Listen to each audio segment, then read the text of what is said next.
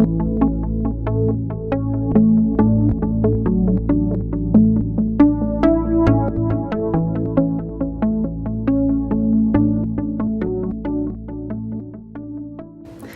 back to the U.S. Environmental Protection Agency Public Participation Guide video training program. I'm Shireen Kendall. And I'm Patrick Huber. This is Module 8, Integrating Public Participation into Your Organization. We recognize that the approach to public participation presented in the EPA Guide is challenging. I was actually a student at Arizona State University, and I was taking an environmental policy class, and the professor asked what I know now as a Superfund remedial project manager to come speak to the class. And she was a fantastic engineer who was very energetic and very passionate about her work. And one of the things that I asked her was what was the most challenging part of her job. And her answer was working with people. And she talked a little bit more about what that meant. And it was not only working in a team in a collaborative process, but also working with the public. And she explained that she had been trained to be an engineer, but she had never been trained in collaborative decision making or in communicating with the public, and yet that was most of her job. And it was really that point where I decided that I did want to kind of do what she did, work for the Environmental Protection Agency. I wanted to do that as a scientist, but I knew that I also needed training in public participation, in collaborative decision making, and in public administration. To do this well involves a lot of hard work. The biggest challenge can be getting all the parts of the organization to believe that they should commit to engaging the public at all. This is because public participation is as much a cultural challenge as it is one of designing and implementing an effective process. In countries with little experience in participation, it can be difficult to know where and how to get started. In places where governments and their agencies have a lot of power to make decisions, they have less incentive to seek input from the public. The public, for their part, have little experience or knowledge of how to participate effectively. Sometimes, the public is afraid to participate, worried about how or what will happen if they speak out. Often they simply lack the time or worry that they do not know enough to offer good recommendations. Thus, both sides can be stuck in a culture that creates barriers to participation. We hope that this program has provided some important help in designing and implementing public participation. However, we recognize that it is not always possible or practical to do everything you would like to do. In many circumstances, we need to proceed more slowly and deliberately and look for opportunities to begin incorporating a participatory culture for our leaders, staff, and communities. This module presents some strategies that can help you in your transition to a more participatory culture. Be fundamental in your approach to public participation. It is always helpful to consider what is most important in working with your stakeholders and plan from there. Focus on what matters. Look for the areas where public input will most help you and are also most important to your communities. Make the focus of public participation the areas where public input can matter most. Never ask for input on issues where public opinion will not be used. Clarify your boundaries. There are always restrictions on what you can do and where the public can be involved. Legal, regulatory, financial, logistical, etc. Spend some time clearly articulating these and communicating them widely. Be realistic about your resources. Before you make any promises to the community, make sure the resources exist to follow through. Focus your time and money on those things that you identify as most important. Practice transparency. Even though the public cannot affect every aspect of the decision, ensure that the public has the full context and information they need to understand the entire project and provide input where asked. Build internal capacity. Participatory capacity begins with understanding, then expanded awareness, and finally detailed skills training. Some ideas to consider should be: identify and address resistance. Take the time to clarify why organization or staff does not embrace public participation. Have detailed discussions about the fears and assumptions about public participation. What we often find is that the results we most fear are the results we have gotten when we are not doing the kind of meaningful participation we have talked about in this program. Get management on board. Once we begin to understand the potential value of meaningfully engaging the public, it is essential to have management understand the benefits of public participation and communicate this need and the value to all staff in a consistent and fundamental way. Establish internal dialogue. Don't just do public participation out of habit. Sit down with the full team and talk about what we hope to achieve from our participation programs. Evaluate results together and talk about the factors that led to different outcomes. Train your staff. Everyone needs to feel comfortable in their role with the public and have the skills and knowledge to plan and implement successful projects.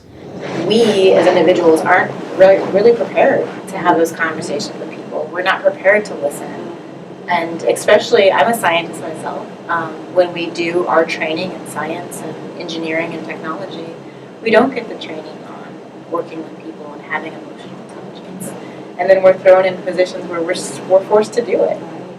So I always, when we do training with the technical folks, it's always about how you were trained to do parts of your job, and you need training to do the other parts of your job as well. Integrate training into project planning in small doses. Steady, consistent information and guidance is usually more effective than a one-time program. Train management too.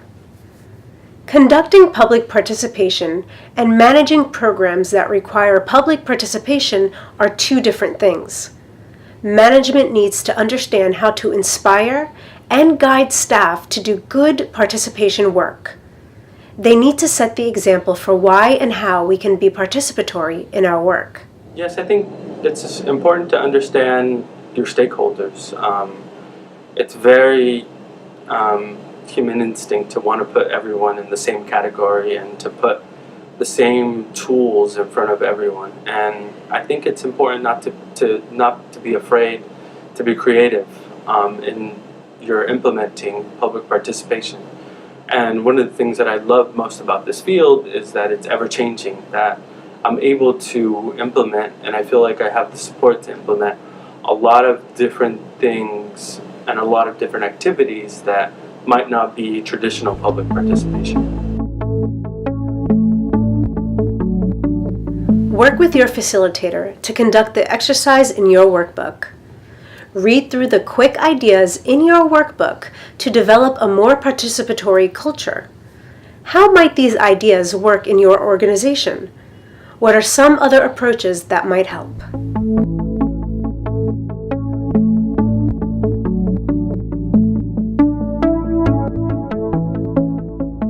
Think small. You don't have to change everything all at once. A shift toward a more participatory culture can happen slowly over time through consistent small activities. Look for small wins. Expanding the use of participation requires the building of trust. Explore smaller activities to demonstrate that people are capable of working together cooperatively. Also, try exploring common ground on less controversial issues. Create spaces for dialogue. Look for informal opportunities for dialogue between government and citizens.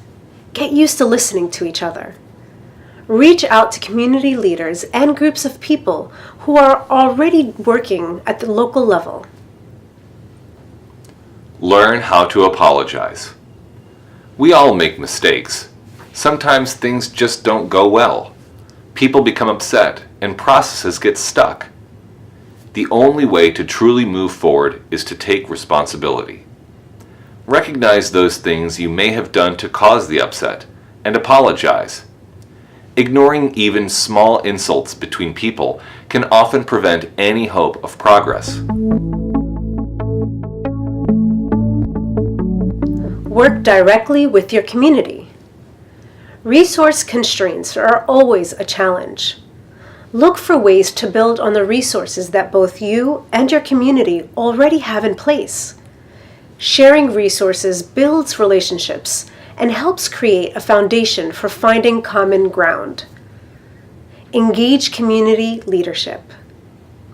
Community leaders can be found in many places, some obvious and some not. Make sure that the people who claim to be leaders truly do have the respect of their constituents. Once identified, reach out to community leaders and explain what you hope to achieve and how it can help their communities, and explore ways that they can help. Engage local organizations. NGOs and other civic groups have many resources, including good understanding of community members and culture, capacity to communicate and engage people, and a desire to build the capacity for participation at the grassroots level. Build local capacity. Local organizations and individuals are often willing to volunteer or barter their time in exchange for the community benefits that may come with the project you are seeking to implement. Meeting locations, equipment, communication vehicles, and community networks are present in many locations. Leverage existing communication. Part of getting to know your community is learning about how they already communicate around issues that are important. Look for opportunities to provide information about your projects through these same channels. Teach stakeholders how to participate. Don't assume that people understand either the value or process of participation. Most people have little experience in meaningful participation and don't understand how their behavior can contribute either positively or negatively. In many cases, people simply don't believe that it can work, so are reluctant to engage at all. Communicate continuously. Help people understand both what you are doing and why. Explain what they can expect from you, as well as what you can expect from them. Most important, help people to see the possibilities and their own self-interest in working together. Engage stakeholders in the planning process. Ask stakeholders to identify what works and what they need in order to participate. When people are involved in the planning process, they understand what you are trying to achieve and the importance of their own participation, and are more committed to working on the project. Look for teachable moments. Look for those moments when things happen, both good and bad, and help stakeholders to understand why. Always explain what you are doing and why it's important. Get young people engaged. Often our best hope is to teach the next generation the attitude and skills of participation so that they become habits. Celebrate and communicate progress. Don't let good things pass by unnoticed. Communicate and celebrate the good things that happen. Recognize people and point out and explain behaviors and activities publicly so everyone understands what it took to bring about success. Work with your facilitator to conduct the exercise in your workbook.